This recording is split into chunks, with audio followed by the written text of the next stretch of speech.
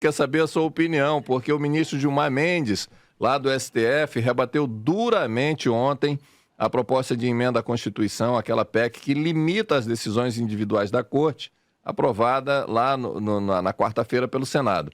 O ministro chamou a proposta de ressurreição de cadáver, outrora enterrado, por considerar o teor do projeto semelhante ao anterior rejeitado em 2020. Também disse que os autores da PEC começaram a empreitada travestidos de estadistas presuntivos e encerraram melancolicamente com inequívocos pigmeus morais e que não se pode brincar de fazer emenda constitucional, tirando esse malabarismo desse juridiquês. O que você conseguiu enxergar?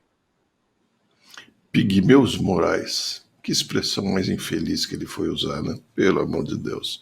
Olha, dependendo de quem fosse, isso estaria nas capas dos jornais, como dizendo que é o auge do politicamente incorreto. Mas é de toda maneira, é muito feio chamar outras pessoas parlamentares eleitos pelo povo, por mais que a gente tenha o hábito de criticá-los muitas vezes, mas são parlamentares eleitos pelo povo, chamar de pigmeus morais não dá. Agora, o que me intriga é o que ele estava fazendo na hora que ele inventou de fazer aquele discurso? Não era uma sessão plenária? Não era um momento que ele devia estar julgando um processo onde havia um réu, um reclamante, um acusador, um defensor? Você imagina a situação do eventual réu daquele processo especificamente, de repente você vê ele começar a discutir um assunto que não tem nada a ver com a história. Acho muito estranho, muito estranho. A gente vê que a vaidade ficou muito grande. Agora, eu acho que a medida do Senado não tem nada de tão escandaloso assim, inclusive eu acho que ela é muito miúda, sabe? Acho que ela tinha que ser mais extensa, porque ela está tirando o direito da decisão monocrática desses ministros do Supremo, mas em alguns casos, para muitos outros não. Por exemplo, habeas corpus que seja para liberar algum político, eles podem continuar fazendo monocraticamente. Inclusive, o STF já soltou aproximadamente meia dúzia de presos, já presos, do PCC em decisões monocráticas. Quer dizer, essas, para mim, eram mais importantes ainda para mexer. Então, acho que a decisão que o Senado tomou, que ainda precisa ser corroborada pela Câmara e depois sancionada pelo presidente, não tem nada demais. Achei pior ainda falas que correram por aí, não sabemos se verdadeiras, mas devem ser porque ninguém desmentiu, e quando ninguém desmente é verdadeira, de que o STF ficou muito zangado porque o Jacques Wagner, que é do PT, também teria voltado contra eles, e que eles queriam lembrar que o Lula só está na presidência por decisões do STF. Ninguém desmentiu essas falas que saíram em noticiário aí, ou seja, estão aceitando o que os jornais disseram. Isso é muito, muito feio. E ainda emendaram dizendo que, dessa maneira, o STF não vai mais manter relações com o Executivo. Que tipo de relações são essas, gente? O que é isso? Não tem que ter, as relações têm que ser meramente nos processos. O ministro do STF deveria falar só no processo, sobre o processo, nada mais. Se a gente tivesse isso, a nossa política ficaria muito melhor, sem dúvida alguma. Bom, Diogo, próximo tema é que a sessão do Congresso Nacional para analisar os vetos presidenciais a projetos de lei que estava marcada para acontecer na manhã de ontem foi novamente cancelada por falta de acordo entre lideranças do governo e da oposição.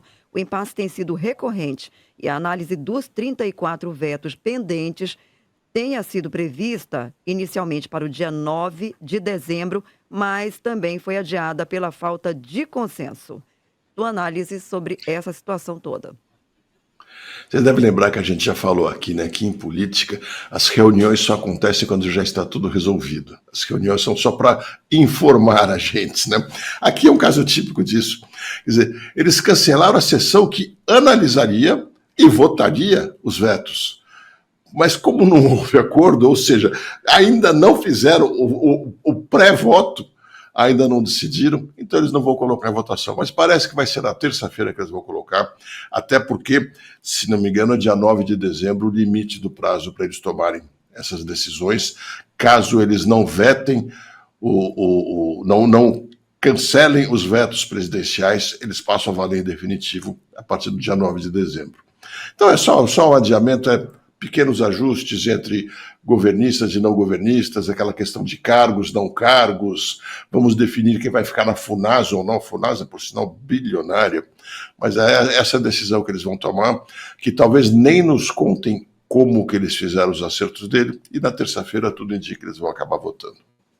Ok, no terceiro assunto, a gente volta a falar lá do presidente eleito Javier Milei, que já fez a limpa lá dos ministérios com aquelas imagens instagramáveis e tudo mais. Ele afirmou que o presidente Luiz Inácio Lula da Silva será bem-vindo caso decida participar de sua posse na Casa Rosada no próximo dia 10 de dezembro. A declaração foi feita durante entrevista ao canal argentino Todo Notícias. Entre aspas, ele disse: se Lula quiser vir à minha posse, será bem recebido. Ele é o presidente do Brasil, disse Milei ao ser questionado por repórteres. Na segunda-feira, um dia após a derrota, o ministro da Economia, Sérgio Massa, da União pela Pátria, nas eleições da Argentina, Milei conversou por videoconferência com o ex-presidente Jair Bolsonaro e seu filho, o deputado federal Eduardo Bolsonaro. Na ocasião, Milei os convidou para a posse. E aí, Diogo, vai ou não vai? Um erro e um acerto, né? Eu acho que está muito certo o Milei quando ele diz que o Lula será muito bem-vindo se decidir ir à posse. Eu acho que ele podia ter ido um pouco além, poderia ter dito até que ele, dito assim, convidamos o presidente Lula a vir à posse, seria talvez ainda um pouco mais gentil. Da mesma maneira que eu acho que o Lula deveria ter ligado para ele, sim, para parabenizá-lo, e deveria ter declarado publicamente que parabenizava e principalmente reconhecia a eleição do Milei, estava pronto para conversar. Ao contrário do que fez o presidente Bolsonaro, que fez uma crítica muito forte, fez campanha pelo Macri nas eleições passadas e também foi contra se pronunciou contrário à eleição ocorrida do Alberto Fernandes. A gente tem que respeitar, por mais que a gente discorde, a gente tem que respeitar as decisões dos países vizinhos e dos nossos países também. Agora, o Milei errou, na minha opinião, bastante, ao fazer aquela videoconferência com o ex-presidente Jair Bolsonaro e convidá-lo para ir à posse. Ele devia, no mínimo, ter dito: conversamos sim, faço até a videoconferência, desde que não seja divulgada, desde que seja entre nós, até aí tudo bem. Agora, divulgar não foi de bom tom, naquele momento eu acho que ele errou. Mas eu fico contente de ver que a cada dia, a cada entrevista, o Milei tem se mostrado mais um estadista e menos um palanqueiro. Que ele siga, sim, dando sinais como esse que ele deu aqui, dizendo que o Lula seria bem-vindo e mostrando para nós que ele defende plenamente o comércio entre os países, que eu já falei aqui. Eu tenho convicção que ele não vai fazer nada que dificulte o comércio da Argentina com o Brasil. Acho que é o contrário.